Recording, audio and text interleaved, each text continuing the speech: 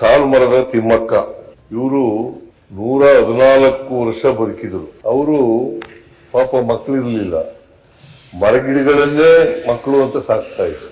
ಅವರು ಸುಮಾರು 4,000 ಮರಗಿಡಗಳನ್ನ ನೆಟ್ಟಿದ್ರು. ಅಷ್ಟೇ ಅಲ್ಲ, ಅದನ್ನ ಪೋಷಣೆ ಕೂಡ ಮಾಡ್ತಕ್ಕಂಥ ಕೆಲಸವನ್ನ ಮಾಡ್ತಾ ಇದ್ರು. ತಿಮ್ಮಕ್ಕನವರು ಒಂದು ಲೆಟರ್ ಕೊಟ್ಟರು ಅವತ್ತು ನನಗೆ. ಅದೇನ್ ಲೆಟರ್ ಅಂತಂದ್ರೆ, ಬೇಲೂರಿನಲ್ಲಿ ಒಂದು ವಸ್ತು ಸಂಗ್ರಹಾಲಯವನ್ನು ಮಾಡಬೇಕು ತಿಮ್ಮಕ್ಕನವರ ಹೆಸರಿನಲ್ಲಿ ಅಂತ ಮಾತುಗಳನ್ನ ಹೇಳಿದ್ರು. ನಾನು ಅದನ್ನ ಗಂಭೀರವಾಗಿ ನಮ್ಮ ಸರ್ಕಾರ ಪರಿಶೀಲನೆ ಮಾಡ್ತದೆ ಅಂತಕ್ಕಂಥ ಮಾತುಗಳನ್ನ ಹೇಳಲಿಕ್ಕೆ ಬಯಸ್ತಾ ಇದ್ದೇನೆ.